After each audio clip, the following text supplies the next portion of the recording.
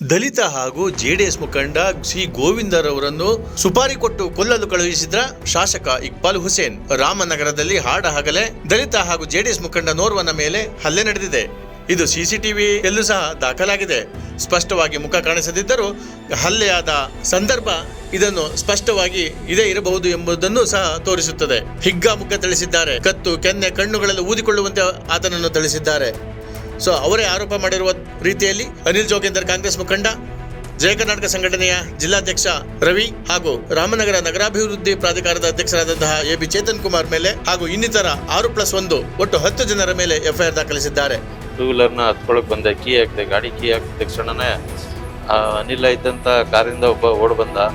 ಇನ್ನೊಂದು ಮುಂದ್ಗಡೆ ಒಂದು ಕಾರಿತ್ತು. ಆ ಕಾರಿಂದ 4-5 ಜನ ಇಳಿದು ಓಡ್ ಬಂದು ಏಕಾಏಕಿ ಹೊಡೆದಾಗ ಆ ವಿಚಾರವಾಗಿ ರಾಮನಗರ ಪ್ರಾಧಿಕಾರ ಅಧ್ಯಕ್ಷ ಚೇತನ್ ಕುಮಾರ್ ಮತ್ತು ಯಾರೋ ಮಹಿಳಾ ಅಧ್ಯಕ್ಷಂತೆ ಕೋಕಿಲ, ಮದರ್ ಸಬ್ರದೊಡ್ಡಿ, ಜಯ ಕರ್ನಾಟಕ ರವಿ ಮತ್ತು ಅನಿಲ್ ಜೋಗೇಂದ್ರ ಇವರು ಮತ್ತು ಅವ್ರ ಸಂಘಟಕರೆಲ್ಲ ಪ್ರೆಸ್ ಮೀಟ್ ಎಲ್ಲ ಮಾಡಿ ನೇರವಾಗಿಯೇ ವಿಡಿಯೋನೆಲ್ಲ ಮಾಡಿ ಗತಿ ಕಾಣಿಸ್ತೀವಿ, ಹಂಗೆ ಹಿಂಗೆ ಏನು ಮಾಡ್ತೀವಿ ಮುಂದೆ, MLA ವಿರುದ್ಧ ಎಲ್ಲ ಮಾತಾಡ್ಬಾರ್ದು ಅಂತೆಲ್ಲ ಹೇಳಿದ್ರು. ಜವಾಬ್ದಾರಿ ಸ್ಥಾನದಲ್ಲಿರುವಂತಹ ಶಾಸಕರು ನಿಜವಾಗ್ಲೂ ಇವರನ್ನು ಹೊಡೆಯಲು ಕಳಿಸಿದ್ದರ?